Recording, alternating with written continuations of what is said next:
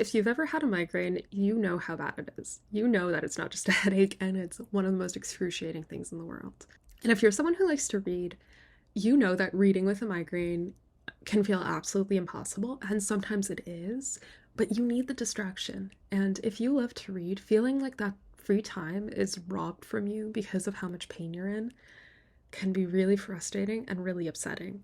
So, today I wanted to share with you three different reading modalities and the things I do to make them more accessible for me when I'm suffering from a migraine. So, first, let's consider the traditional book, a paperback or a hardcover, just any bound copy.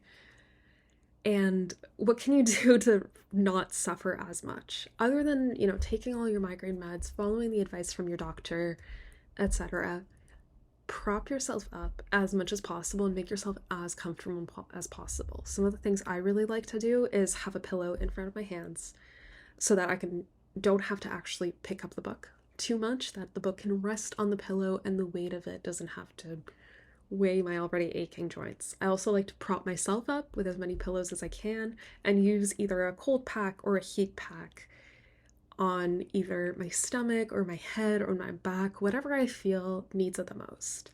Propping myself up like this in a low lit room, if I'm not completely photophobic, so meaning if I can tolerate light during that time, can be very comfortable and can be a really great way of letting all my body relax. Because when I have migraines, I find I get pain in my whole body, and then I clench because of the pain, and that makes it worse, and it becomes this crazy cycle. So for me, reading in this cozy way can be a really good way of relaxing my body. However, reading a physical book is usually the least accessible way of reading for me when I have a migraine, because a lot of the times I'm too tired to sit up, let alone to have the light on, let alone to be able to turn pages and hold a book, even if the pillow's doing most of the work. So what's an alternative modality for reading while you have a migraine? For me, it's audiobooks. I'm very lucky that while I do get quite bad photophobia, meaning I can't really look at screens or at lights, they make the pain worse, I'm able to listen to sounds, especially if they're relatively monotone, with nothing too exciting, nothing too high-pitched or piercing, but the sound of a gentle, slow narrator. Putting an audiobook on and putting on an eye mask or just lying down in the dark room the way you're supposed to with a migraine, and again, relaxing and just listening to the words, putting an audiobook on sleep timer, all of these things allow me to still read, because audiobooks do count as reading, and especially when that's one of the only ways that reading becomes accessible to you. Audiobooks absolutely count as reading and are an amazing, amazing, amazing way to still be able to read when you're in so much pain. So sometimes that's the most accessible way for me to read. But I gotta say that my favorite way of reading when I have a migraine is with my Kobo.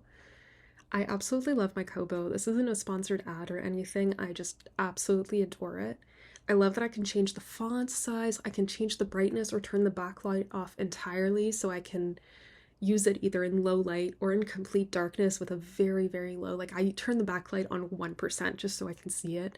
This is extremely accessible for me, especially because, like I mentioned, when I get migraines, it becomes a full body pain. I am the kind of person who will tell you I have a migraine not just in my head, but also in my feet and in my elbows and in my ribs. The migraine is everywhere and it really hurts. And when I'm in a lot of pain, I just want to curl up and lie on my side.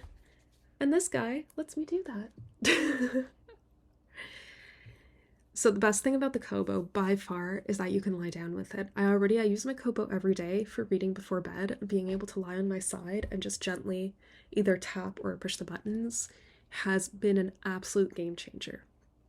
The amount more that I can read, especially when I'm feeling ill, thanks to this, or any other e-reader, just having the text not on my phone. Because what I didn't know about e-readers before I got them is that this isn't like a phone screen at all. E-readers use a technology called e-ink that really, what happens is there's little magnets that change each pixel to be either white or black or white or black. So it only uses power when it's changing what you see on the page.